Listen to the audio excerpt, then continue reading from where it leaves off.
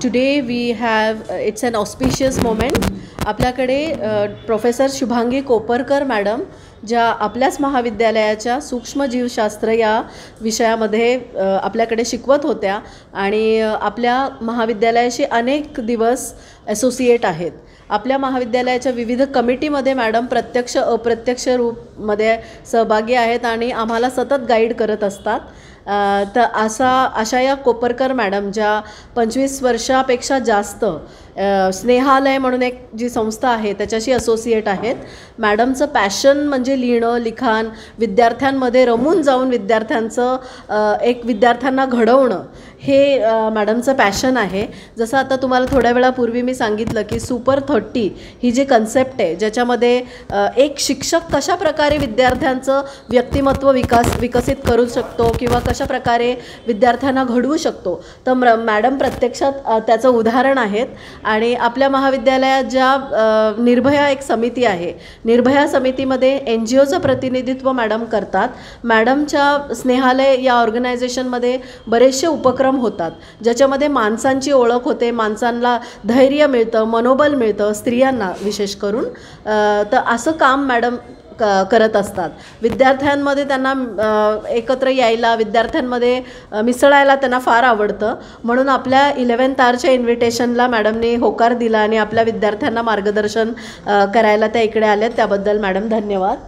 आणि बेसिकली म्हणजे मॅडमचं व्यक्तिमत्व इतकं प्रखर आहे आणि इतक्या क्वालिटीज त्याच्यामध्ये आहे कारण त्यांनी पॅशनला घेऊन पुढे गेलेले आहेत. मॅडमचे मिस्टर डॉक्टर आहेत आणि मॅडम सूक्ष्मजीवशास्त्रज्ञ, पण त्यांचे जी पॅशन आहे ती लिखाणाची आहे, वाचनाची आहे. वाचनातून कसं व्यक्तिमत्व विकसित होतं याबद्दल आज ते आपल्याशी सगळ्यांशी संवाद साधणार आहे. इतकंच नव्हे तर मॅडमची स्वतःची 2 पुस्तकं जी मी वाचलेली आहेत स्वतः, ती म्हणजे खूप आवडलेल्या बाबांविषयी आणि स्नेहालय, या म्हणजे इतक्या छान ओघवत्या शैलीमध्ये आहे, ते कुठेच बोर होत नाही आणि आपल्याशी मॅडम डायरेक्ट संवाद साधतायत अशा प्रकारचं ते लिखाण आहे मॅडमचं. आणि दुसरं म्हणजे स्नेहालय, तर त्याच्यामधले इतके अनुभव आहेत की अंगाला लिटरली शहारे येतात असे ते बोलके अनुभव मॅडमने ते पुस्तका स्वरूपात आणलेले आहेत. इतकंच नव्हे तर मॅडमचं एक छंद आहे कविता करण्याचा. तर जे काही ते ज्यात ते काही करतात ते मनापासून करतात. तर त्यामुळे त्या आपल्याच आहेत. औपचारिकता नाही आहे की मॅडमला वेलकम करायचं, पण एक ग्रॅटिट्यूड म्हणून महाविद्यालयातर्फे किंवा ग्रंथालयातर्फे मी मॅडमला एक छोटीशी भेट देते आणि मॅडमचं महाविद्यालयात स्वागत करते.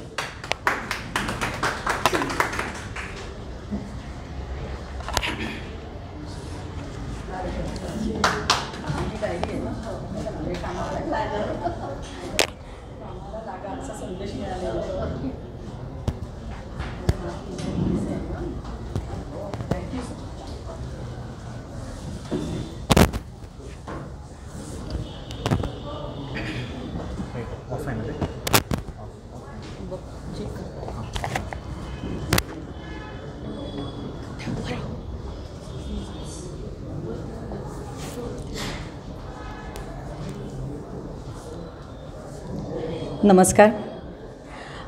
शेलार मॅडम जरा गडबडीत होत्या, त्यांना काही कामासाठी बाहेर जावं लागलं. पण सुरुवातीलाच आमचे लाडके खाडे, मी विद्यार्थिनी असल्यापासून या कॉलेजमध्ये आहे, त्याच्यानंतर 27 वर्ष शिकवलं आहे आणि कॉलेजमधनं रिटायरमेंट लवकर घेऊन बाहेर गेले तरीसुद्धा कॉलेजही मला सोडत नाही आणि मी कॉलेजला सोडत नाही, अशी परिस्थिती आहे. खाडे सरांची तर माझा खूप सतत संपर्क असतो.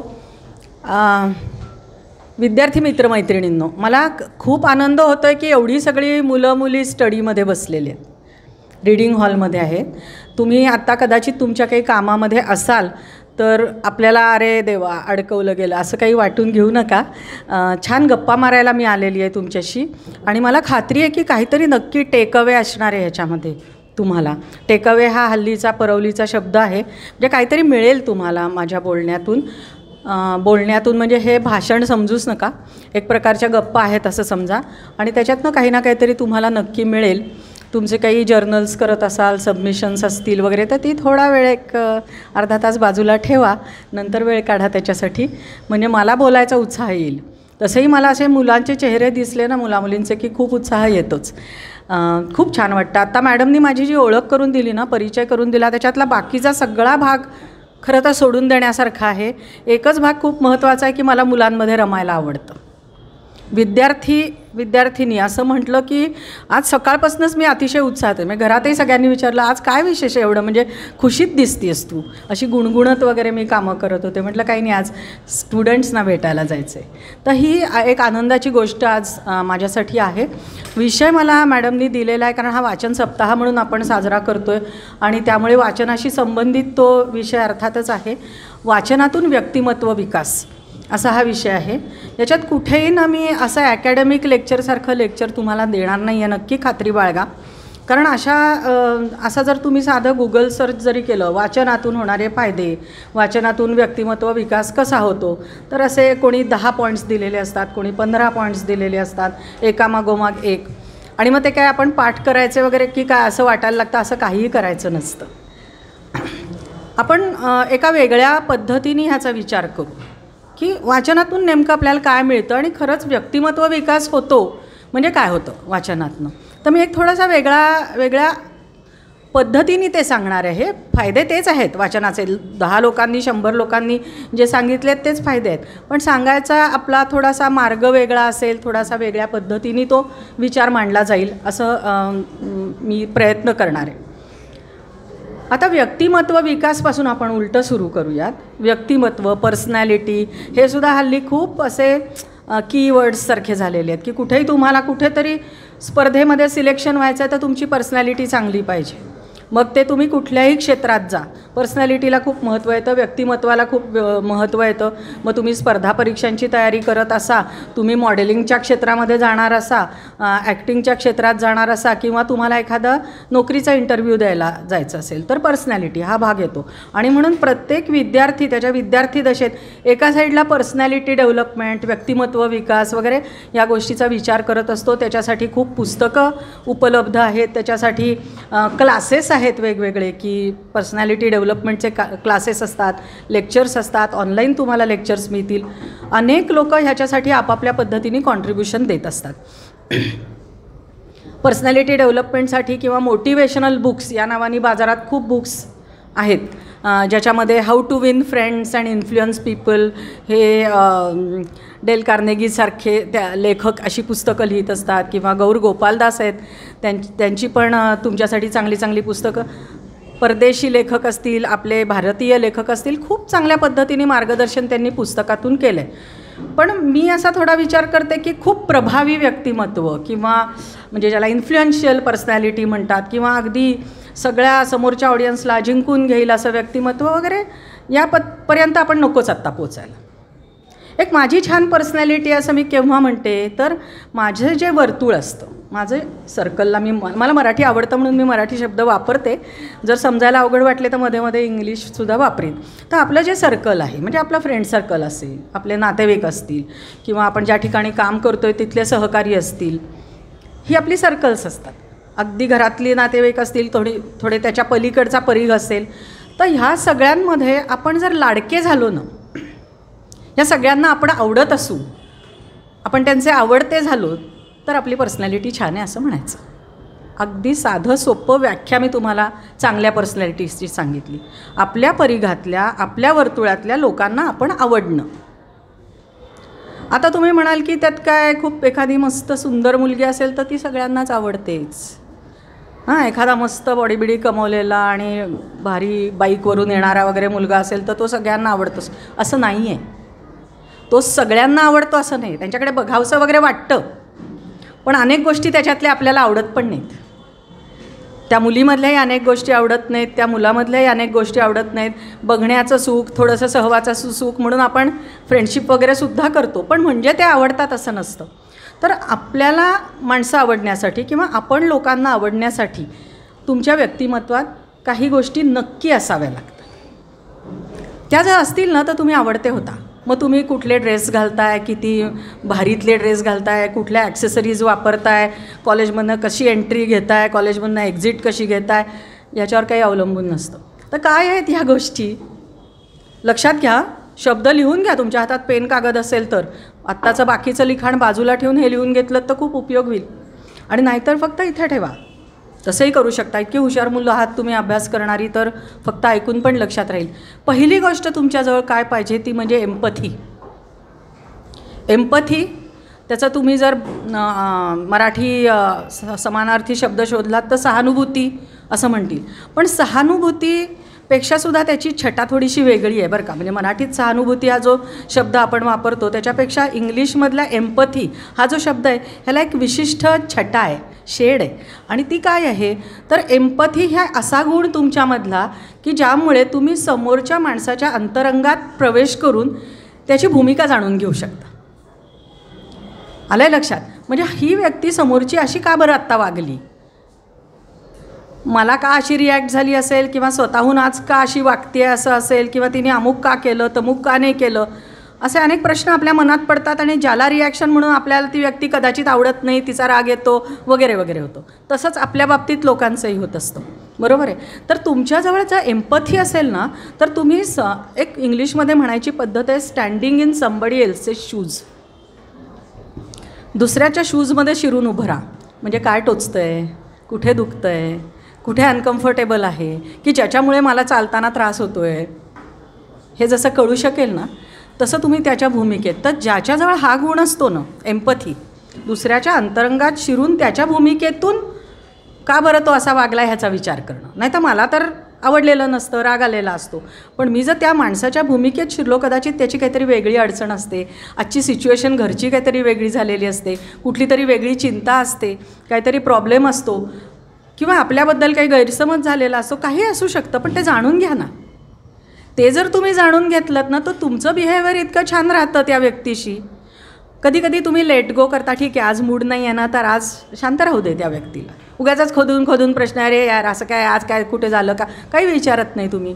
कदाचित तुम्हाला त्यांची अडचण कळली तर त्या अडचणीत मदत करायचा प्रयत्न कराल, बरोबर आहे ना. ती सोडवायचा प्रयत्न कराल, काहीतरी त्याला उपाय सुचवाल त्याच्यामध्ये. तुम्ही स्वतः मदत, कदाचित समजा आर्थिक विवंचना असेल, तुम्ही स्वतः नाही मदत करू शकणार, पण तुम्ही ती आर्थिक विवंचना सोडवण्यासाठी, म्हणजे हल्ली इंटरनेटवर खूप घाणघाण मार्ग अवेलेबल आहेत, ते नाही सुचवायचे आहेत आपल्याला आर्थिक विवंचना सोडवायला, पण चांगली मदत तुम्ही करू शकता, काही सुचवू शकता. आणि हे जेव्हा तुम्ही करता तेव्हा अर्थातच त्या समोरच्या व्यक्तीला जो आधार वाटतो, जे चांगलं वाटतं, त्याच्यामुळे तुम्ही आवडता त्या व्यक्तीला. तर एम्पथी हा एक गुण अतिशय महत्त्वाचा आहे. आयुष्यभरासाठी लक्षात ठेवा. एक चांगलं व्यक्तिमत्व म्हणून तुम्ही जर स्वतःला घडवणार असाल तर. दुसरा महत्त्वाचा गुण तुमच्यामध्ये असावा लागतो तो म्हणजे ग्रॅटिट्यूड. आज आत्ता शेलार मॅडमनी या शब्दाचा उल्लेख केला की आम्ही शुभांगी मॅडमना का मी आत्ता फेलिसिटेट करते आहे, तर औपचारिकता म्हणून नाही आहे, पण ग्रॅटिट्यूड.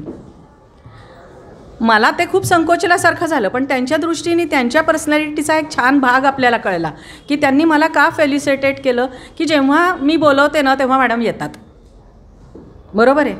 पण हा त्यांना वाटण्याचा भाग खूप महत्त्वाचा आहे. मी येते त्याच्यात काही कौतुक नाही आहे, मला यावंसं वाटतं म्हणून मी येते, ते बोलवतात प्रेमाने म्हणून मी येते, पण मी येते ह्याच्याबद्दल त्यांना जी कृतज्ञता वाटते, ह्याच्यातनं त्यांची पर्सनॅलिटी छान कळते आपल्याला. त्यामुळे कृतज्ञता वाटणं, आणि कृतज्ञता हे व्यक्तींबद्दल असू शकते, तुमच्या आयुष्यात तुम्हाला ज्या साधनं मिळालेली आहेत, वस्तू तुम्हाला मिळालेल्या आहेत त्याबद्दल असू शकते, तुमची जी परिस्थिती आहे, तुम्हाला जी कौटुंबिक पार्श्वभूमी मिळालेली आहे, तुमच्या आजूबाजूला तुम्हाला एक चांगलं कॉलेज शिकायला मिळालेलं आहे, तुम्हाला एक छान स्टडी हॉल आहे, या सगळ्याबद्दल मनात एक प्रकारची कृतज्ञता असायला हवी. ती जर असेल ना तर तुमचं व्यक्तिमत्व प्रसन्न दिसतं खूप. तुमच्या मनात जर ही कृतज्ञता नसेल ना तर सारखं तुम्ही काहीतरी असं घाणेरड्या मूडमध्ये असता, आणि त्याच्यामुळे तुमच्या चेहऱ्यावरचे एक्सप्रेशन्स वाईटच असतात. कधी चिडलेली असतात, कधी रडकी असतात, कधी उदास असतात, कधी कंटाळलेली असतात. हे जर काहीच नको असेल तर तुमच्याजवळ थोडीसं ग्रॅटिट्यूड हा भाग पाहिजे, कृतज्ञता. मग तुम्ही खुश राहता. अरे वा, मला कॉलेजने आज बोलवलं. मी हा नाही विचार करत की मला कोणीतरी खूप मोठ्या एखाद्या ऑडियन्ससमोर कुठल्या तरी मोठ्या ऑडिटोरियममध्ये भाषण द्यायला मिळते की नाही. मी काय विचार करते, माझ्या कॉलेजच्या मुलांसमोर मी मॅडमना आत्ता विचारलं तुम्हाला जरा आज अडचण आहे, पण निदान एक 10-12 मुलं असतील ना, तेवढी असली तरी मला चालणार आहे.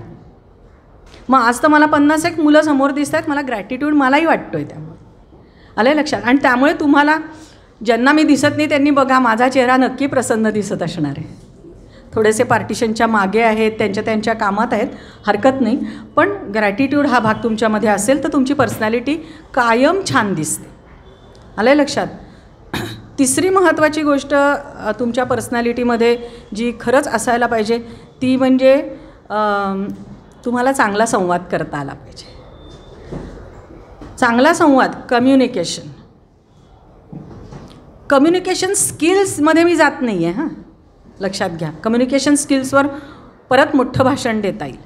मग तुमची भाषा चांगली असणं, तुम्ही चांगले उच्चार करणं, तुमची चांगली वाक्य असणं, तुम्हाला कुठले कुठले कोट्समध्येच बोलताना टाकता येणं, तुमची देहबोली, तुमचं उभं राहणं, अनेक गोष्टी आहेत कम्युनिकेशनची कौशल्य. म्हणजे संवाद कौशल्यामध्ये खूप गोष्टींचा अंतर्भाव होतो. पण मला असं म्हणायचं आहे की तुम्हाला संवाद साधता आला पाहिजे लोकांशी. तुम्ही कुठल्याही ग्रुपमध्ये, कधी तुम्ही आज अगदी तुमच्या पिअर ग्रुप ज्याला म्हणतात जवळच्या मित्रांमध्ये असता, कधी कधी तुम्ही एखाद्या मित्राबरोबर त्याच्या वेगळ्या एका ग्रुपमध्ये पण जाता, कधी तुमच्या एखाद्या नातेवाईकांच्या वेगळ्याच का आईच्या माहेरच्या कुणाकडे तरी लग्न असतं तिथे तुम्हाला जायची वेळ येते.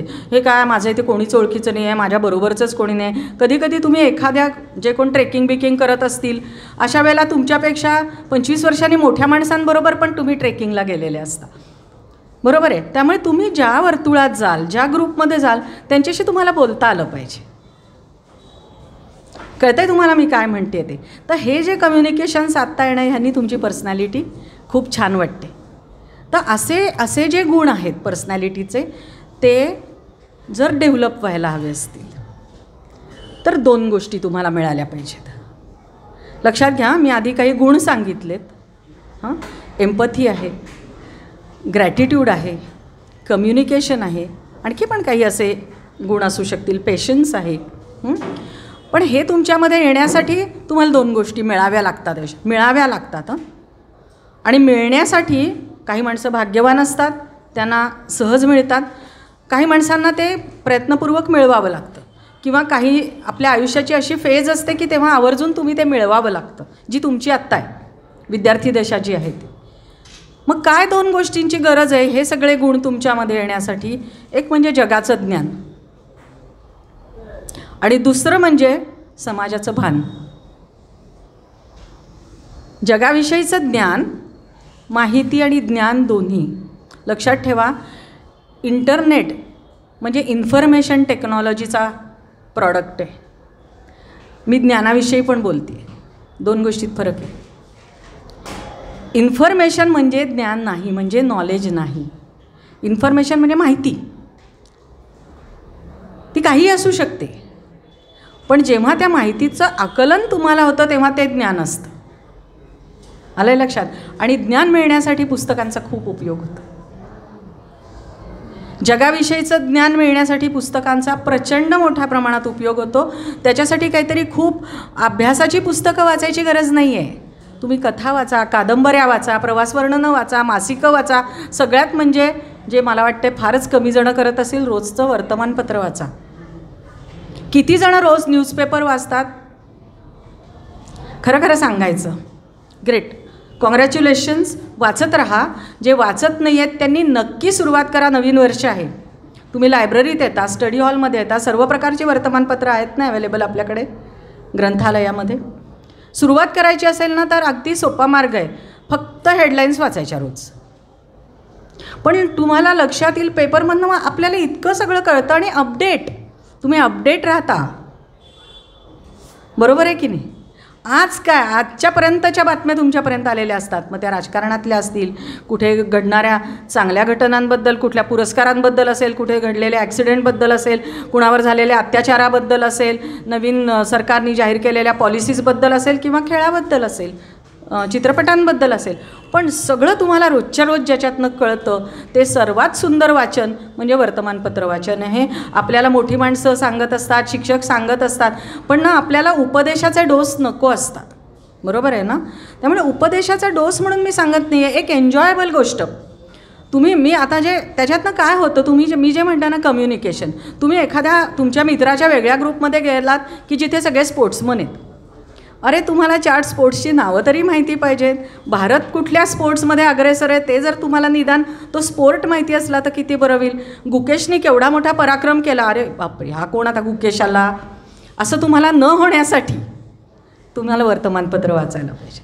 मग तुम्हाला बुद्धिबळाविषयी सगळं ज्ञान असायची काही गरज नाही आहे, पण एक जगाचा म्हणजे वर्ल्ड चॅम्पियन होणारा जगातला सर्वात लहान वयाचा मुलगा हा माझ्या भारतातला आहे, हा फील जेव्हा तुम्हाला येतो ना, तुमच्या पर्सनॅलिटीला स्ट्रेंथ येते.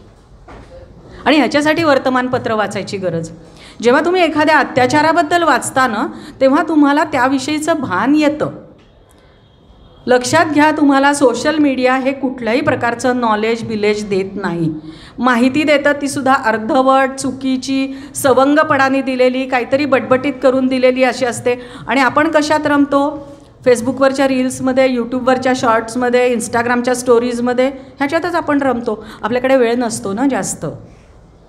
जेव्हा मी कोणालाही म्हणते की तुझं वाचन किती आहे हा प्रश्न विचारते, तेव्हा पहिलं उत्तर कदाचित मला ते जाहीरपणे दिलं जात नाही, पण त्यांच्या मनात असतं कुठे इथे वेळ आहे, हे कॉलेज अमुक दमुक, ते हे कंप्लीट करा, ते कंप्लीट करा, ह्याच्यात आम्हाला वेळच होत नाही. पण मी तुम्हाला खरंच सांगते, जी माणसं खूप काही करतात ना, मग ते मृणाल कुलकर्णींसारखी एखादी अभिनेत्री असो, किंवा सचिन तेंडुलकरसारखा एखादा खेळाडू असो, किंवा एखादा मोठा गायक असो, किंवा नरेंद्रजी मोदी असो, हे सगळे खूप जास्ती वाचन करतात. आणि आपल्या इतकंच त्यांनाही फक्त 24च तास असतात ना दिवसाचे, आणि आपल्यापेक्षा किती जास्ती गोष्टी ते करत असतात. त्यामुळे वेळ नाही ही सबब अतिशय चुकीची आहे. मला ते डेव्हलप करायला पाहिजे, त्याच्यात मला आवड निर्माण करायला पाहिजे, हाच भाग आहे. तुम्ही पुन्हा मी त्याच मुद्द्यावर येते की जगाचं ज्ञान जेव्हा तुम्हाला मिळतं तेव्हा तुम्ही उत्तम संवाद साधू शकता. तुम्ही तुम्हाला समाजभान येतं, त्याच्यामुळे तुम्हाला लोकांच्या व्यथा कळतात. व्यथा जेव्हा तुम्हाला कळतात तेव्हा अजून एक गुण, मी सुरुवातीला जेव्हा एम्पथी बोलले, ग्रॅटिट्यूड बोलले, त्याच्याबरोबर अजून एक गुण तुम्हाला खूप आवश्यक असतो, आत्मसन्मान. आत्मसन्मान म्हणजे ज्याला इंग्लिशमध्ये ना सेल्फ एस्टीम असं म्हणतात. सेल्फ एस्टीमचं तुम्ही मराठीत भाषांतर बघायला गेलात तर स्वाभिमान असं येतो. पण परत जसं एम्पथीच्या बाबतीत मी म्हणले तसं स्वाभिमानपेक्षा वेगळी छटा आहे थोडी, आत्मसन्मान. आत्मसन्मान म्हणजे काय? खूपदा तुम्हाला असं लक्षात येईल की मला ना हे नाही आहे, माझ्याजवळ ते नाही आहे, मी दिसायला तितकी चांगली नाही आहे, किंवा माझ्याजवळ तितका भारी मोबाईल नाही आहे, किंवा आता खरं मुलं कुठल्या तरी ट्रिपला जात आहेत पण माझे घरनं मला तसे पैसे मिळू शकणार नाही आहेत. अशा अनेक माझ्याकडे काय नाही आहे आणि म्हणून मी काहीतरी कमी आहे, माझी हाईट तेवढी जास्ती नाही आहे पासून तुमच्याजवळच्या आर्थिक गोष्टींपर्यंत असेल, तर हे माझ्याकडे काहीतरी नाही आहेच्या भावनेने खूप जास्ती मुलं मुली पछाडलेली असतात. तर ते आपल्याला जर जायला हवं असेल ना, तर आपल्यापेक्षाही कमी कुणाला आहे हे तुमच्या नजरेस यायला पाहिजे ना. आणि ह्याचं दर्शन फक्त वाचनातनं घडतं, सांगते तुम्हाला. रील्समध्ये वगैरे जे भिकारी आहेत ते सुद्धा भारी रील्स टाकतात. आपण कसं काहीतरी खूप ग्रेट आहोत असं दाखवतात आणि त्यांच्यापुढे आपण कसं काहीच नाही असं आपल्याला वाटत राहतं. खूप वाईट परिणाम त्या गोष्टीचे आहेत, पण आजचा माझा तो बोलण्याचा विषय नाही आहे. पण वाचनातून तुम्हाला उपेक्षितांची दुःख कळतील. तुम्हाला कोणी अपंग असतानासुद्धा काहीतरी अचीव केलं जेव्हा कळेल तेव्हा अरे बापरे, मग माझ्याकडे तर सगळं आहे असं नक्की तुम्हाला वाटेल. तुम्हाला वंचित असोत, पीडित असोत, एखाद्या समाजाचा एक विशिष्ट समुदाय असो, त्यांच्या अडचणी जेव्हा तुम्हाला कळतात तेव्हा अरे आपण खूप चांगल्या समुदायात जन्म घेतला, आपल्याला हे काहीच प्रॉब्लेम्स नाहीत हे तुम्हाला जाणवेल. या सगळ्यातून तुम्हाला काय मिळेल तर सेल्फ एस्टीम मिळेल. आणि ज्याचा जो सेल्फ एस्टीम असतो ना तो छानच वाटतो सगळ्यांना, त्याची पर्सनॅलिटी उठून दिसते, कारण तो कॉन्फिडंट असतो सगळ्यांशी बोलताना. आता माझंच उदाहरण सांगते हां. मी लहानपणापासून मी काळी होते, मी बुटकी होते, मला चष्मा होता. आत्ता तरी हा कॅटरॅक्टचं ऑपरेशन झाल्यामुळे नंबर कमी झाला आहे, नाही तर जाड चष्मा होता. पण मी आज जितकी खुश, आनंदात आणि विथ सेल्फ एस्टीम आहे तेवढीच मी तेव्हाही होते. कारण मला माहिती होतं की मी खूप चांगल्या परिस्थितीत जन्मले आहे. माझ्या आईवडिलांनी मला शिक्षणाचं खूप मोठं स्वातंत्र्य दिलं आहे, खूप प्रोत्साहन दिलेलं आहे. परमेश्वराने मला खूप चांगली बुद्धी दिलेली आहे. कौटुंबिक आर्थिक परिस्थिती खूप चांगली आहे. एका चांगल्या महाविद्यालयात पुण्यासारख्या ठिकाणी मला शिकायची संधी मिळालेली आहे. अनेक लायब्ररीज जिथे उपलब्ध आहेत. आणखी काय पाहिजे होतं मला? तर हा जो सेल्फ एस्टीम आपल्याजवळ असेल तर उठूनच दिसते तुमची पर्सनॅलिटी. आलंय लक्षात तुमच्या? आणि हा सेल्फ एस्टीम वाचनातून निर्माण होतो. कारण आपल्यापेक्षा कमी असलेली खूप व्यक्तिरेखा, खूप पात्र, मग तुम्ही कादंबरी वाचा, एखादी कोणाचं तरी चरित्र वाचा, कोणाचं तरी आत्मचरित्र वाचा, एखादं कोणीतरी कोणाबद्दल तरी लिहिलेलं कथन असो किंवा कथन असो, स्वतःच्या अनुभवाचं कथन असो, या सगळ्यांमधनं तुम्हाला किती लोकांना किती काही काही कमी असतं हे जेव्हा दिसतं ना, तेव्हा तुमचा आत्मसन्मान जागा पण होतो आणि तो वाढतो सुद्धा. आलं लक्षात तुमच्या? ही म्हणजे जगाचं ज्ञान आणि समाजभान तुम्हाला येतं, त्याच्यामुळे तुमच्या पर्सनॅलिटीतले जे आवश्यक गुण आहेत ते विकसित होतात. आता आपण पुढच्या भागाकडे येऊ, म्हणजे वाचायचं नेमकं काय. वर्तमानपत्र ठीक आहे, तुम्ही सांगितलं ते अगदीच किरकोळ गोष्ट सांगितली. आम्हाला वाटलं होतं इथे येऊन भाषण देणार म्हणजे काहीतरी भारी भारी सांगाल, तर खूप भारी भारी वगैरे नाही, पण मी काही तुम्हाला काय वाचा नक्की आत्ताच्या या तुमच्या स्टेजमध्ये काय वाचा हे मी सांगेन. मला खूप आनंद होतो इथे लायब्ररीच्या सगळ्या स्टाफला मी सांगू शकते की एकीकडे आपण म्हणतो की वाचन संस्कृती खूप कमी होते आणि त्यासाठी आपण प्रयास करतो आहे मुलांनी वाचावं म्हणून, पण आत्ता जेव्हा फर्ग्युसन कॉलेजच्या ग्राउंडवर लिटरेचर फेस्टिवल झाला आणि अनेक प्रकाशनांचे स्टॉल्स होते ज्याच्यावर लक्षावधी पुस्तकं विकली गेली, तर ह्या किती म्हणजे ही मोठी गोष्ट आहे, लक्षावधी पुस्तकं विकली गेली. ही बातमी तुम्ही वर्तमानपत्रामध्ये निदान वाचली असेल. तुमच्यापैकी किती जणं त्या लिटरेचर फेस्टिवलमध्ये गेले आणि पुस्तकं बघितली मला माहिती नाही, पण मी जेव्हा गेले ना तेव्हा एक अतिशय सुखद अनुभव मला आला. मी ते सगळ्या गर्दीचे फोटो आणि व्हिडिओ काढत बसले होते की मला बघायचं होतं नंतर शांतपणे कुठल्या कुठल्या प्रकारची माणसं आली होती बरं फेस्टिवलला. मला उगीचच असं वाटलं होतं की आमच्यासारखी रिटायर झालेली आणि आता सगळं करून आता काही उद्योग नाही तर वाचन करूया अशा प्रकारचीच आली आहेत की काय, असं नव्हतं. तुमच्या वयाचे असंख्य तरुण तरुणी, अक्षरशः गर्दी लोटली होती त्यांची, आणि हा एक माझ्यासाठी खूप आशादायक भाग होता, खूप छान होता. पण पुढची गोष्ट सांगते की मी बघत होते ही मुलं कुठल्या स्टॉल्सवर जात आहेत आणि कुठल्या प्रकारची पुस्तकं घेत आहेत. तर बहुतेक ठिकाणी ना ही मुलं मोटिवेशनल बुक्सकडे गेली होती किंवा मार्ग यशाचा किंवा सक्सेस मिळवण्याचे काही 10 मंत्र वगैरे अशा प्रकारची जी पुस्तकं असतात. मोटिवेशनल बुक्स हा शब्द खूप वापरला जातो आणि मला तरी असं वाटतं की हा शब्द ना ग्रंथालयांच्या किंवा पुस्तकं वितरण करणाऱ्यांच्या वगैरे सोयीसाठीचा शब्द आहे. मोटिवेशनल बुक्स अशी काही कॅटेगरी असायची गरज नाही. Books are motivational. तुम्ही जेव्हा पुस्तकं वाचताना तुम्हाला आपोआप कशाची तरी प्रेरणा मिळतेच. प्रत्येक पुस्तक हे मोटिवेशनल असतं. तुम्ही जेव्हा एखाद्या जंगलाचं वर्णन वाचता तेव्हा आपल्याला जंगल बघायची प्रेरणा मिळते, आपल्याला झाडं लावायची प्रेरणा मिळते. तुम्ही जेव्हा एखादं खावे त्याच्या देशा असं एक मी पुस्तक पाहिलं, खावे त्याच्या देशा, आणि वेगवेगळ्या देशातल्या त्यांच्या ज्या ऑथेंटिक पदार्थ असतात त्या पदार्थांची माहिती आहे. त्याच्यातनं मला काही काही छान पदार्थ करायची प्रेरणा मिळाली, घरचेही खुश झाले. त्यामुळे प्रेरणा प्रत्येकातून मिळते. तुम्ही जेव्हा एखादा खूप जास्ती स्ट्रगल करून वर आलेला माणूस त्याचं आत्मकथन वाचाल, प्रचंड जिद्दीने एखादी गोष्ट अचीव केली. लान्स आर्मस्ट्रॉंग तुम्हाला माहिती असेल, सायकलपटू, त्याचं बायोग्राफी आहे. बायोपिक जेव्हा आपण बघतो ना, जसं मेरी कोमचं बायोपिक बघितलं, भाग मिल्खा भाग बघितलं किंवा दंगलसारखा सिनेमा आपण बघतो, बायोपिक बघूनसुद्धा खूप छान वाटतं. पण त्यातले प्रसंग लक्षात राहतात, त्याच्यात कोणी किती चांगला अभिनय केला आहे लक्षात राहतं, त्याच्यामध्ये घडलेल्या काही घटना फक्त लक्षात राहतात. पण खऱ्या अर्थाने प्रेरणा मिळायला हवी असेल तर बायोपिक बघण्यापेक्षा बायोग्राफी वाचणं हे खूप जास्ती उपयोगी ठरतं असं मला वाटतं. आणि असं अनेकांना वाटतं जे वाचतात. त्यामुळे तुम्ही खूप जास्ती वाचन करायला हवं. आणि आत्ताच्या या फेजमध्ये तुम्हाला वाचनातनं नेमकं काय मिळवायचं असेल तर मी त्याही काही गोष्टी सांगते. म्हणजे नुसत्यानं असे नियम हे केलं की आपण मित्र मिळवू शकतो, ते केलं की आपली पर्सनॅलिटी प्रभावी होऊ शकते, याचे सूत्र, याचे नियम, याचे मंत्र असे काही पाठ करून काही होत नसतं. तुम्ही अशा माणसांचं लिहिलेलं लिखाण वाचा. मी तुम्हाला काही उदाहरणं सांगते. एक डॉक्टर राजेंद्र भारुड या नावाची व्यक्ती, भिल्ल समाजातला मुलगा आणि अत्यंत जिद्दीने तो IAS झाला, कलेक्टर झाला. यांचं एक पुस्तक आहे स्वतःचं, मी एक स्वप्न पाहिलं. डॉक्टर राजेंद्र भारुड, भिल्ल समाजातला मुलगा. भिल्ल समाज म्हणजे कायच आपल्याला माहिती नाही बऱ्यापैकी लोकांना. ते पुस्तक वाचून कळेल. ते कसे जगतात ते पुस्तक वाचून कळेल. राजेंद्र भारुड या मुलाला, म्हणजे मी आता त्याच्या लहानपणाबद्दल उल्लेख करते म्हणून मुलाला म्हणते, वडील नव्हते, आई काय करून पोट भरायची त्यांचं स्वतःचं आणि मुलांचं, मोहाची दारू गाळून, आणि स्वतः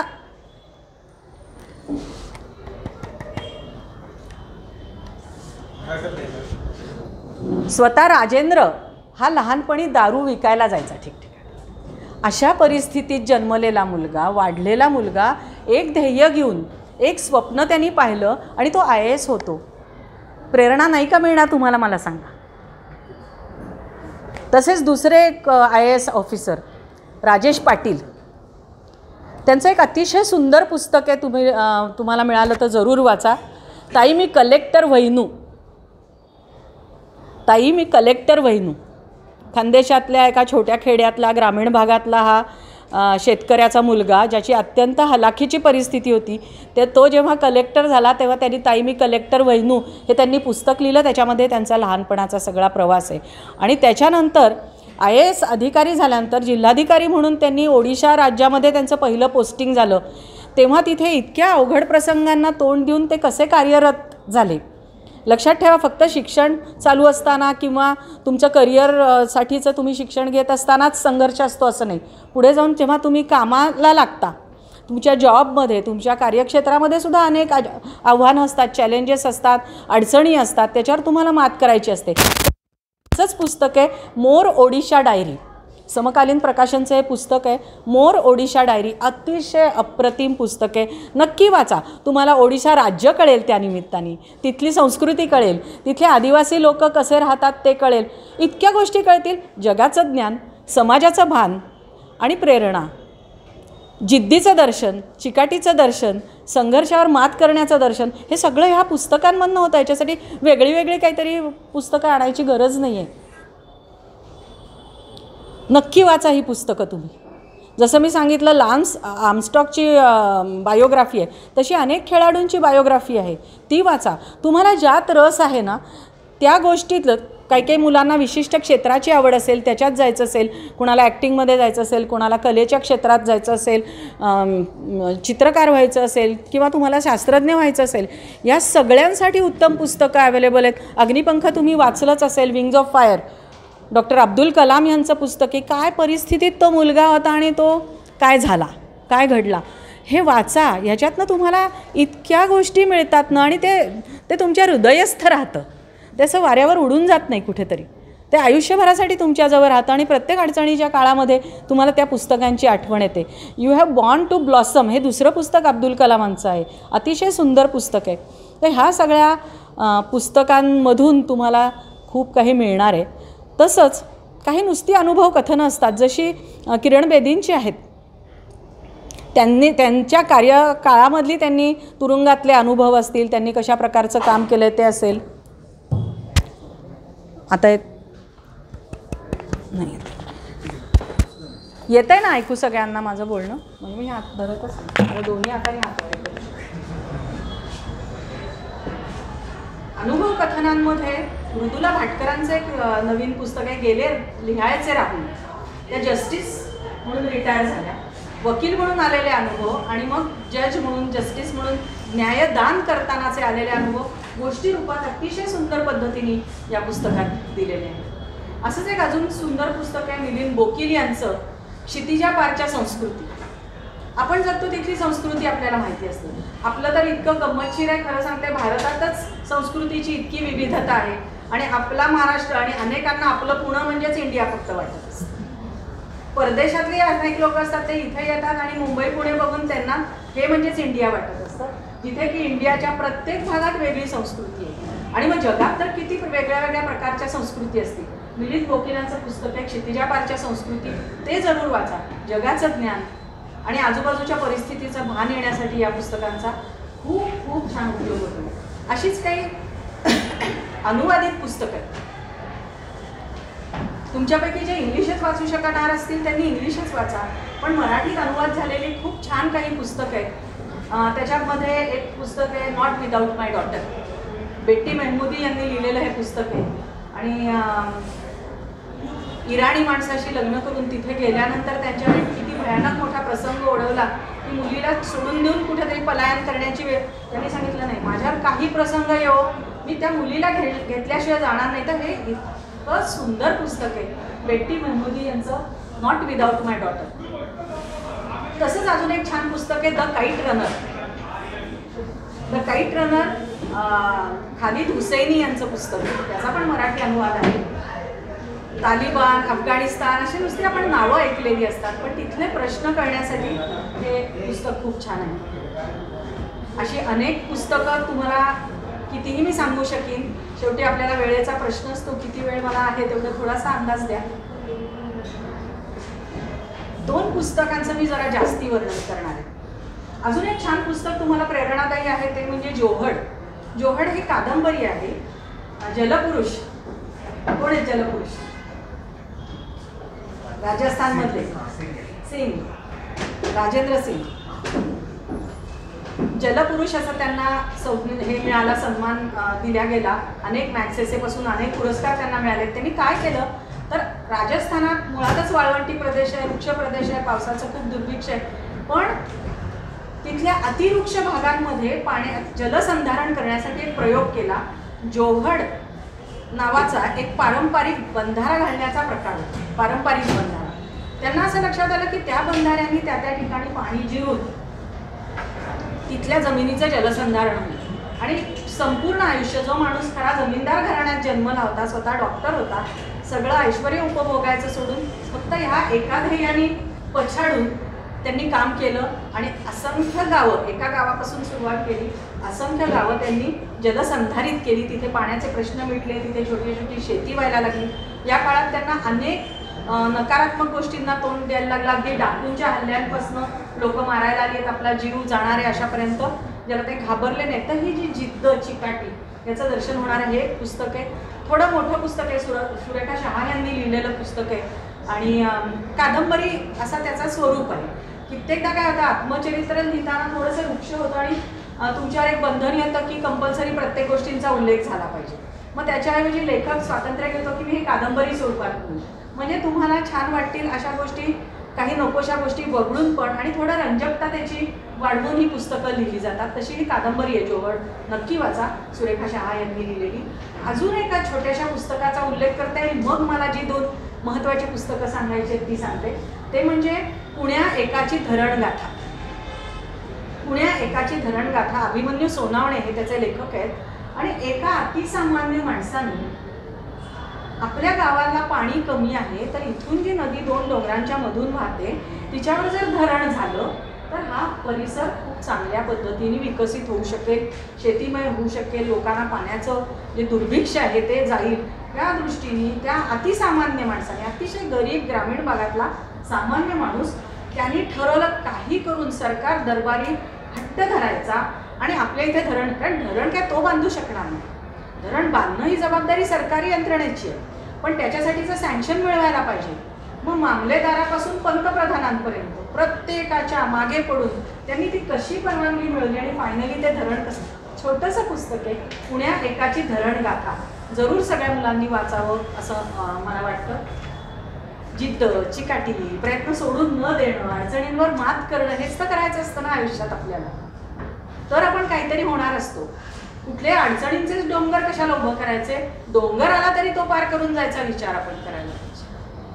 आणि आपण उलटं करतो, छोटंसं काहीतरी आलं तरी अरे बापरे आणि मध्ये आलं. तर हे जर व्हायला नको असेल ना तर अशी पुस्तकं तुम्ही वाचायला पाहिजे. आता 2 पुस्तकांचं मी विशेष थोडं वर्णन करणार आहे आणि त्याच्यानंतर मग मी थांबणार आहे. त्याच्यातलं पहिलं पुस्तक मी अनुवादित वाचलं आहे कारण मला मराठी वाचायला आवडतं, जे मुळातलं इंग्लिश पुस्तक आहे, 3 Cups of Tea. ग्रेग मॉर्टेन्सन आणि डेव्हिड म्हणून त्याचा एक सहकारी होता, त्याचं पूर्ण नाव मला आता लक्षात नाही. ग्रेग मॉर्टेन्सन यांनी लिहिलेलं, त्याचा सहकारी डेव्हिड काहीतरी असं 3 शब्द आहेत. पुस्तकाचं नाव आहे 3 Cups of Tea. मला तर वाटतं आयुष्यात काही नका वाचू, फक्त 3 Cups of Tea वाचा. काय आहे हे पुस्तक, अगदी थोडक्यात मी त्याची कथानक सांगते तुम्हाला. ग्रेग मॉर्टेन्सन हा साधारण माझ्या वयाचा म्हणजे माझं वय सांगते आता, आधी मी आता 65 पूर्ण होईल, तर साधारण माझ्या वयाचा माणूस आहे. पण एक 15-20 वर्षापूर्वीची त्यांनी अनुभवलेल्या गोष्टींनंतर त्यांनी त्याचं पुस्तक लिहिलं. तर हा एक उत्तम गिर्यारोहक होता अमेरिकेतला. ग्रेग मॉर्टेन्सन हा अमेरिकेतला गिर्यारोहक होता आणि गिर्यारोहणात जसा अमुक शिखर सर करायचं आहे, तमुक शिखर सर करायचं आहे, हे गिर्यारोहकांना असं स्वप्न असतात ना, अगदी एव्हरेस्ट सर करायचं आहे. तर जगामध्ये अशी जी अतिउंच शिखर आहे त्याच्यापैकी K2 नावाचं एक शिखर आहे. आता हे पण ज्ञान झालं ना मला त्या पुस्तकामध्ये, आता मी कशाला गिर्यारोहणाचं वाचायला गेले. K2 नावाचं हे शिखर उत्तर पाकिस्तानातला जो भाग आहे सगळ्या त्या हिमालयापासून निघणाऱ्या पर्वतरांगांचा, तो उत्तर पाकिस्तानामध्ये हे K2 शिखर आहे. तर अमेरिकेतली एक टीम हे K2 शिखर सर करायला निघाली. ग्रेग मॉर्टेन्सन हा स्वतः गिर्यारोहक तर होताच, पण तो नर्सिंग शिकलेला होता. त्याला प्राथमिक उपचार, औषधोपचारांची चांगली माहिती होती, म्हणून त्याला त्या टीममध्ये विशेष करून घेतलं होतं की त्याच्याजवळ सगळी औषधं असणार आणि तो उपचार पण करू शकेल वेळ प्रसंग पडला तर, आणि गिर्यारोहक तर होताच. त्या मोहिमेमध्ये अनफॉर्च्युनेटली अत्यंत दुर्दैवाने तो रस्ता चुकला आणि त्याला काही त्याची टीम काही मिळाली नाही. त्यांनी मग मनाशी एकच जिद्द धरली, पोटात काही नाही, अन्न त्याच्याजवळ नव्हतं फारसं, कसंही करीन पण मी पायथ्याशी नक्की पोचेन. मग पुढचं पुढे बघू काय होईल ते, निदान कोणीतरी माणसं मला मिळाली तर मला जगायची शक्यता आहे, मी जगू शकेन, नाही तर मी जगू शकणार नाही. मग माझा अंत इथे ठरलेला आहे. कसं तरी करून उतरण्याच्या प्रयासामध्ये त्याला एक वाटाड्या पडली. त्यांनी त्याला कसं बसं, आता त्याच्या अंगात काही त्राण उरलेलं नव्हतं, कसं बसं त्यांनी पायथ्याशी आणलं. पायथ्याशी तो कुठे आला, बाल्टिस्तान नावाचा पाकिस्तानचा जो उत्तरेकडचा भाग आहे, खूप जास्ती बर्फाच्छादित असतो बराच काळ वर्षातला, तिथे कोरफू नावाचं एक खेड आहे, छोटंसं गाव पर्वताच्या पायथ्याशी. त्या कोरफू खेड्यात तो उतरला त्या माणसाबरोबर जाऊन. मग त्या माणसाने काहीतरी तिथल्या स्थानिक लोकांना सांगितलं ह्याचं असं असं झालं आहे बुवा आणि आपण त्याला मदत करायला पाहिजे. मग त्या गावाचा जो मुखिया होता त्यांनी ठरवलं की हो आपण ह्याला मदत करूया. भाषेचा प्रश्न, ह्याला फक्त इंग्लिश येत होतं. त्या उत्तर बाल्टिस्तानात कुठली भाषा, पुष्टू विष्टू काय बोलतात मला पण माहिती नाही, ती काय भाषा याला येत नव्हती. पण शेवटी माणुसकीची भाषा झाली आणि तो जो मुखिया होता त्यांनी त्याला आपल्या घरी नेलं. त्याच्या कुटुंबाने त्याची छान सेवा शुश्रूषा केली आणि हळूहळू बरा होत तो त्या कुटुंबातलाच एक सदस्य असा असल्यासारखे ते त्याला वागवायला लागले. मग गावातनं फिरायला लागला, गावातल्या इतर लोकांची त्यांनी त्याची ओळख करून दिली. मग त्यांनी एक प्रश्न विचारला, कारण पाकिस्तान म्हणजे सगळे बंदूकधारी लोक असतील, म्हणजे त्यांच्यात फक्त हिंस्त्रपणा असेल असं वाटणाऱ्या ग्रेग मॉर्टेन्सनला खूपच माणुसकीचं दर्शन त्या ठिकाणी घडलं. त्यांनी एक प्रश्न विचारला, तुमच्या गावातली शाळा कुठे आहे का शाळा तुमच्या गावात? काहीतरी खाणाखुणांनी त्यांनी विचारलं असेल. तर ते म्हणले चल मी तुला दाखवतो शाळा कुठे. म्हणून ते एका ठिकाणी घेऊन गेले. एक असा सपाट प्रदेश होता, फक्त सगळी माती होती तिथे आणि तिथे काही मुलं बसून काडीनी त्या मातीमध्ये अक्षरं गिरवत होती आणि कोणीतरी त्यांना शिकवत होते. तर तो चाट पडला, अमेरिकेत काय प्रकारच्या शाळा त्यांनी पाहिल्या होत्या. अमेरिकेतल्या अगदी छोट्या ठिकाणची शाळासुद्धा खूपच वेगळ्या दर्जाची असते आणि हे काय म्हणजे ह्यांना साधी चांगली शाळा पण नाही आहे. फारशा मुली पण तिथे शिकायला आलेल्या नव्हत्या. मग मुली जास्ती शिकत नाहीत का? नाही म्हणे, मुली काय फारशा शिकत नाहीत वगैरे. तो म्हणला की नाही, मग मला एक करायला पाहिजे, ह्या माणसांनी मला जिवंत ठेवलं आहे ना, मी पुढच्या वर्षी इथे येईन आणि ह्यांच्यासाठी शाळा बांधून. तो नंतर त्याचा संपर्क झाला, अमेरिकन एम्बसीबरोबर संपर्क झाला. तो अमेरिकेला परत गेला आणि त्यांनी मिशन घेतलं की मी आता काही करणार नाही, ते गिर्यारोहण वगैरे जाऊ दे बाजूला, मी माझा अर्थार्जनाचा पण आता व्यवसाय करणार नाही, मी फक्त निधी संकलन करीन पाकिस्तानातल्या कोरफू खेड्यात शाळा बांधण्यासाठी. तो एक सामान्य माणूस होता, त्याच्याकडे काय असे खूप पैसे बिसे काहीच नव्हते. बायको पण नोकरी करत होती. बायको पण त्याच्या नशिबाने इतकी छान मिळाली होती त्याला की ती म्हणली मी संसार सांभाळेन, मुलांचं करीन, तू तुझ्या या मिशनकडे लक्ष दे. आणि त्यांनी अमेरिकेत हे पटवणं खूप अवघड होतं की पाकिस्तानातल्या शाळेसाठी मला देणगी आहे. पण त्यांनी जिद्दीने ते अत्यंत चिकाटीने ठिकठिकाणी जाऊन भाषणं देऊन ते केलं आणि पुढच्या वर्षी तो योग्य सीझन बघून, कारण बर्फ कधी असतो वगैरे बघायला लागतं, तिथे गेला आणि त्यांनी त्यांना शाळा बांधून दिली. आणि मग झालं, ही बातमी आजूबाजूला सगळ्या इतर गावांमध्ये पसरली. सगळे लोक ह्याला भेटायला, आमच्या पण गावात एक शाळा बांधून द्या ना, आमच्या पण गावात एक शाळा बांधून द्या ना. आणि तुम्हाला सांगते तो त्याच मिशननी झपाटला आणि या ग्रेग मॉर्टेन्सननी पाकिस्तानात 51 शाळा बांधल्या पुढील काळात. फार मोठं काम, फारच मोठं काम आहे पाकिस्तानात जाऊन ते करायचं.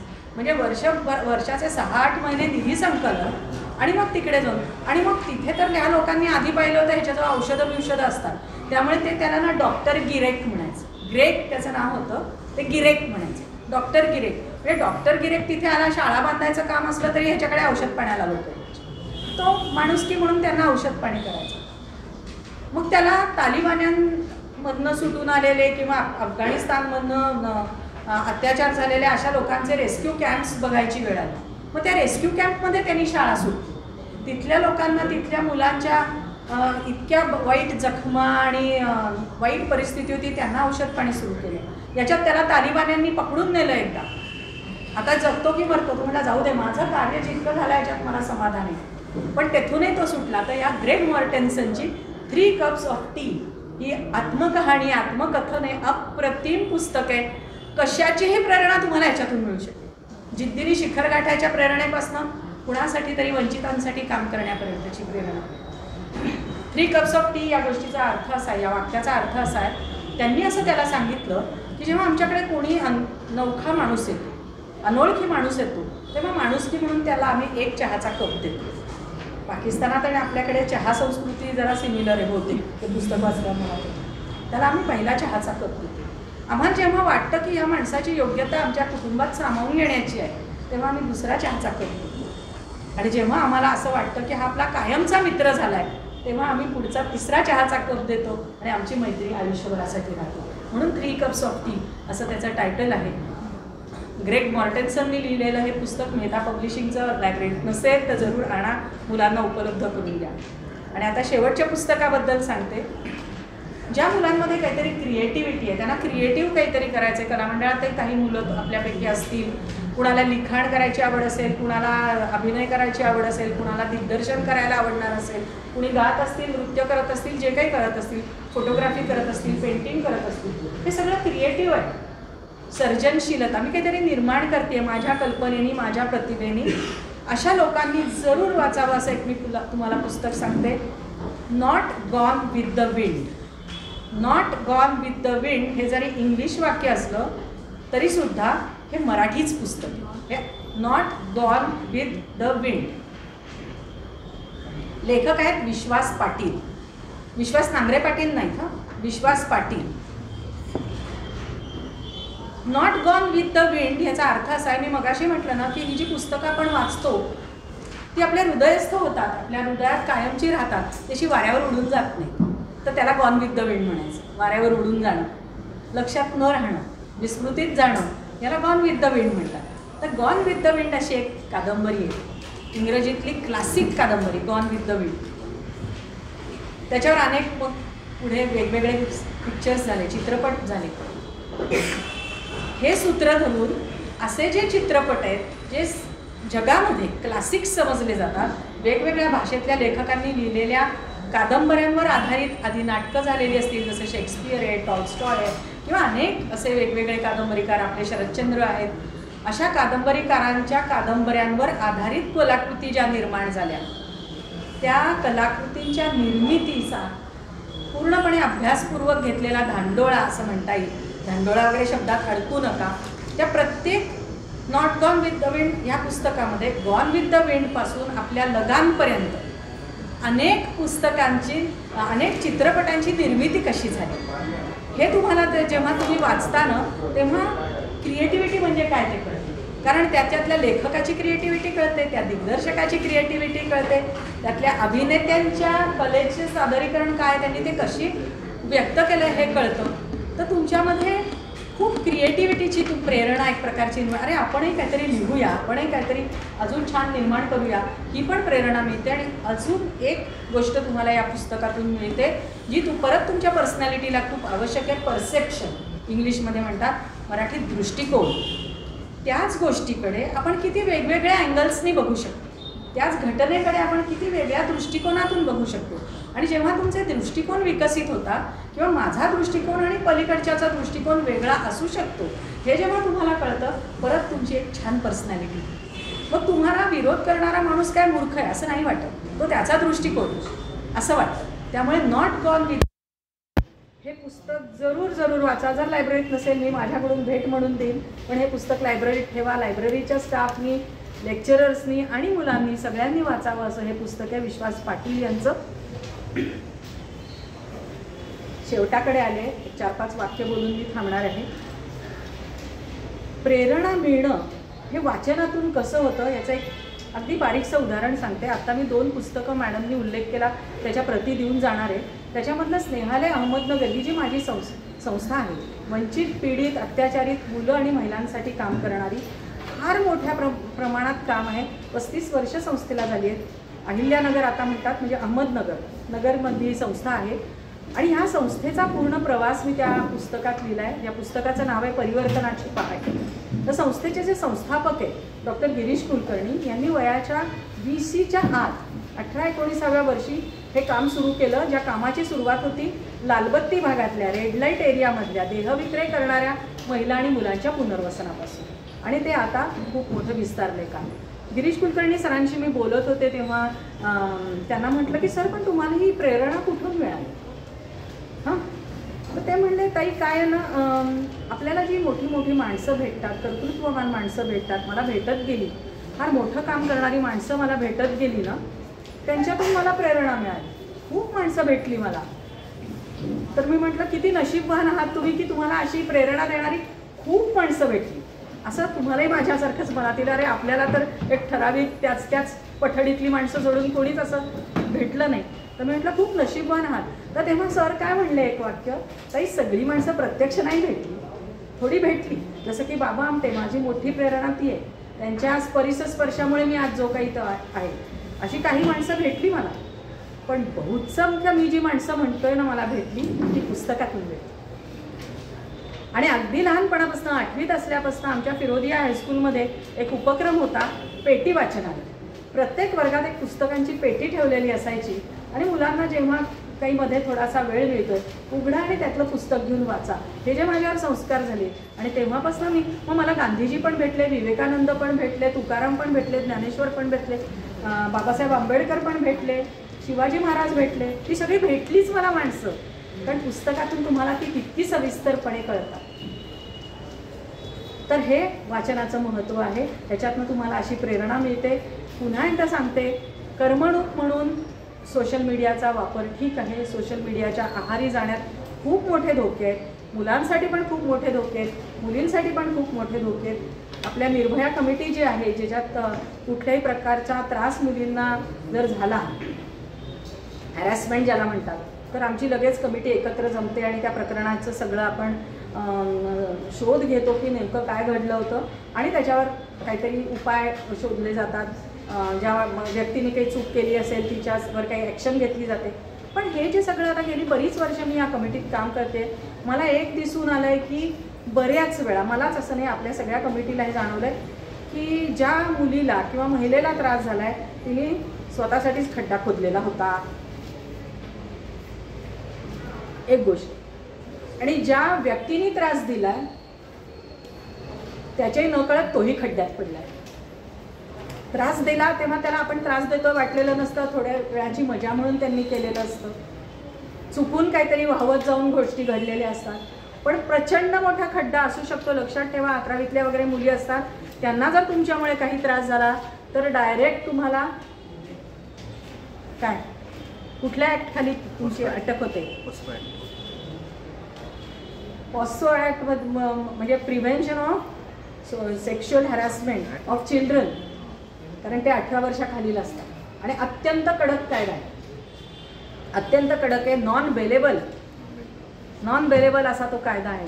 त्यामुळे कुठल्याही गमती जमती नको त्या गोष्टी करताना अनेक मुलं आज सोशल मीडियावर कशाच्या तरी जाळ्यात सापडत आहेत. लक्षात ठेवा, हनी ट्रॅप नावाचा एक अतिशय मधुर गोड शब्द त्याला आहे. आपण तो गंमत म्हणून सिनेमांमध्ये किंवा बातम्यांमध्ये, पण सामान्य माणसाचा सुद्धा हनी ट्रॅप होतोय.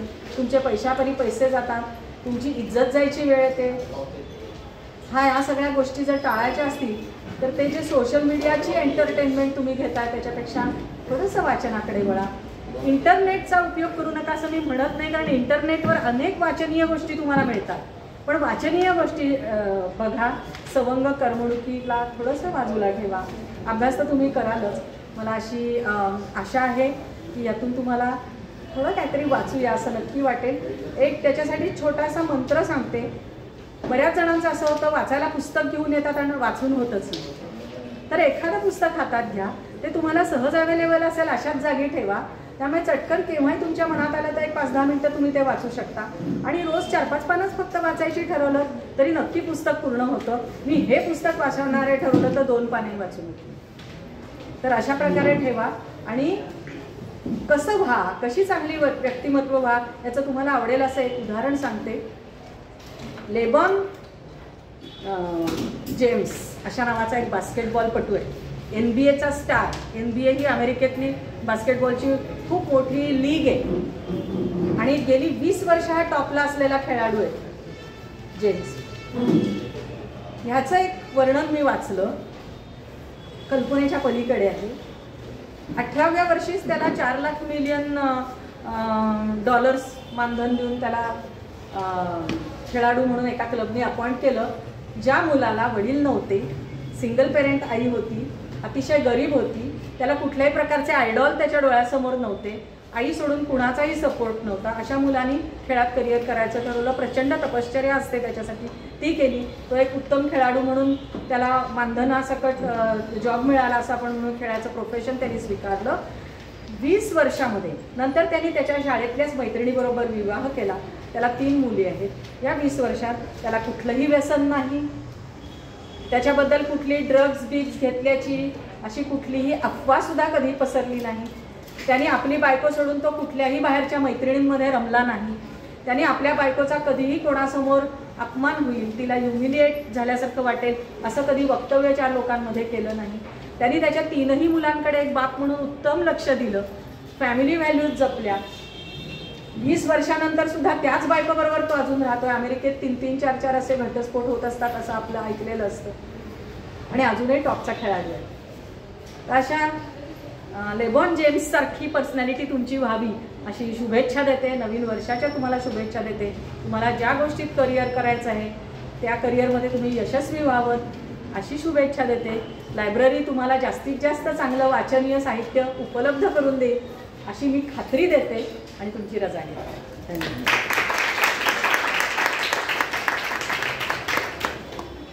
आपण 1 जानेवारीपासून एक शासनाचा उपक्रम राबवतो आपल्या कॉलेजमध्ये आणि त्याचं नाव आहे की वाचन संकल्प महाराष्ट्राचा.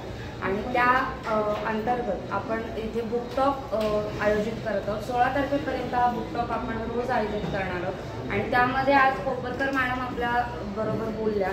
तर वाचनातून व्यक्तिमत्व विकास हे आपण नेहमीच ऐकत असतो, पण नेमकं व्यक्तिमत्व विकास म्हणजे काय आणि विकासाचा खरा अर्थ मला असं वाटतं आज मॅडमने अगदी बरोबर आणि योग्य शब्दामध्ये मांडला. बरं, बोलण्याची पद्धत आणि सांगण्याची तळमळ ही पाहिली तर असं लक्षात येईल की अगदी आतून जाणवत होतं की घरातलं किंवा आपलं माणूस कोणीतरी आपल्याला आपलेपणाने सांगतंय. या तळमळीनं मॅडम आज आपल्याशी जवळजवळ अर्धा तासाच्या पुढे तासभर बोलल्या. काय वाचावं, कसं वाचावं आणि त्यातून आपल्या आयुष्यावर होणारा सकारात्मक परिणाम. त्यानंतर त्यांनी बरीच अशी पुस्तकं सांगितली की त्याचा फार सकारात्मक परिणाम किंवा त्याचा प्रभाव तुमच्या आयुष्यावर खूप चांगल्या पद्धतीने होऊ शकतो आणि पुढे जाऊन काहीतरी समाजाभिमुख काम करण्यासाठी तुम्हाला नवीन ऊर्जा देणारी पुस्तकांची लिस्ट जवळजवळ मॅडमने सांगितली. तर निश्चित ती पुस्तकं वाचा आणि बुकटॉकमधलं हे सेशन अत्यंत फलदायी आहे, अत्यंत ऊर्जा देणारं असं हे सेशन होतं. मॅडम वेळात वेळ काढून आपल्या इथे आल्या. ग्रंथालय आणि ग्रंथालय माहितीशास्त्र विभाग या विभागाकडून मी मॅडमचे मनपूर्वक आभार मानतो आणि निश्चित यापुढेही मॅडम आपल्याला जेव्हा जेव्हा गरज असेल तेव्हा त्या आपलेपणाने आशाच आपल्याबरोबर उपस्थित राहतील ही आशा बाळगते. पुन्हा एकदा तुम्हा सर्वांचेही मनापासून आभार आणि मॅडमचे पुन्हा एकदा आभार. धन्यवाद.